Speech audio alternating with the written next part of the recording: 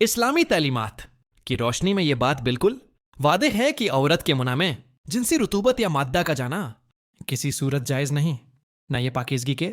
اصولوں کے مطابق ہے اور نہ ہی شریعت اسلامیہ میں اس کی اجازت ملتی ہے۔ اگرچہ بعض فقہی آراء میں منی کو ناپاک نہیں کہا گیا، لیکن اس کے باوجود اسے خبائث میں شمار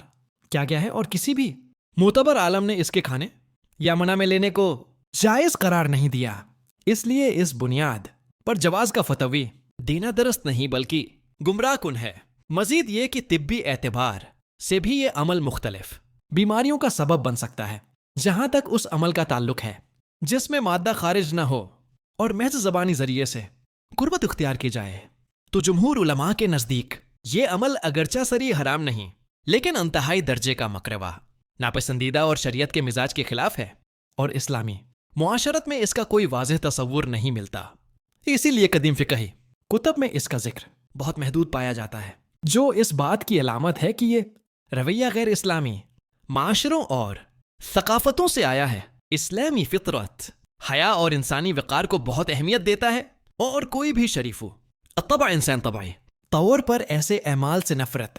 محسوس کرتا ہے۔ اگر بیوی اس عمل کے لیے ذہنی طور پر آمادہ ہو تو بھی اسے فروغ دینا درست نہیں، اور اگر عورت کو اس سے گھن یا نفرت ہو تو شوہر کو ہرگز یہ حق حاصل نہیں کہ وہ اسے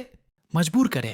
کیونکہ یہ نکاح کے فطری تقاضوں میں شامل نہیں۔ اسی طرح غیر فطری طریقے سے ہم بستری خصوصاً پچھلے راستے سے تعلق شریعت میں سختی سے منع اور حرام ہے، اور ایسی صورت میں عورت کو خود کو بچانے اور حد تک علیحدگی کا حق بھی حاصل ہے، کیونکہ اس سے فطرت مسخ ہو جاتی ہے اور انسان رفتہ رفتہ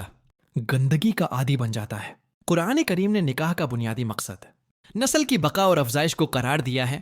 اور اسلام چاہتا ہے کہ امت کی تعداد اور قوت میں اضافہ ہو۔ اسی لیے اسلام پاکیزہ فطری اور باوقار ازدواجی زندگی کی تعلیم دیتا ہے، نہ کہ ایسے اعمال کی جو انسان کو روحانی اور اخلاقی زوال کی طرف لے جائیں۔